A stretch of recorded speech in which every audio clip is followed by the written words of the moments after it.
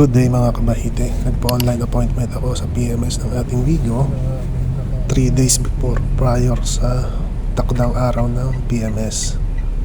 Dumating ako dito, dapat ay 15 minutes earlier para madali tayong ma-accommodate dahil maraming nagpapa-PMS sa araw na ito.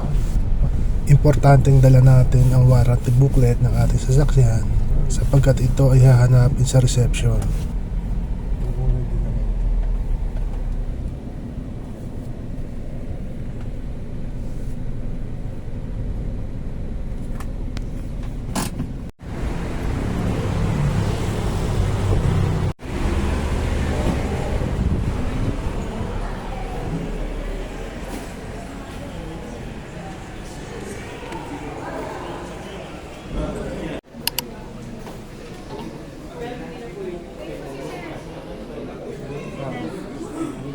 Appointment mo ako.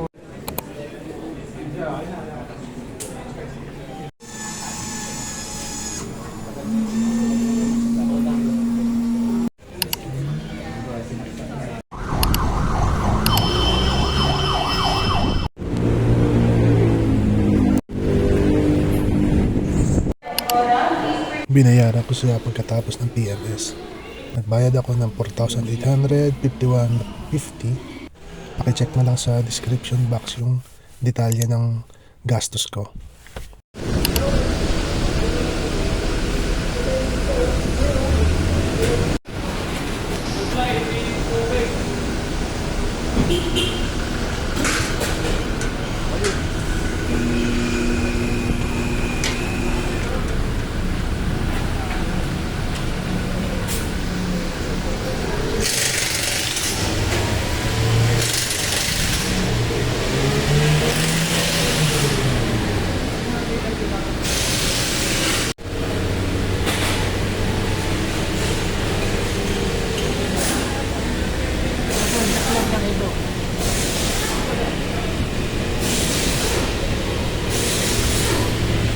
Pwede na ito.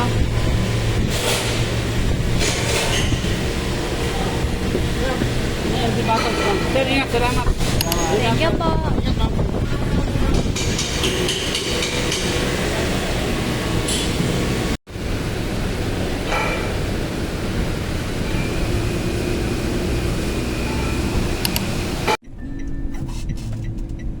Uy, grabe.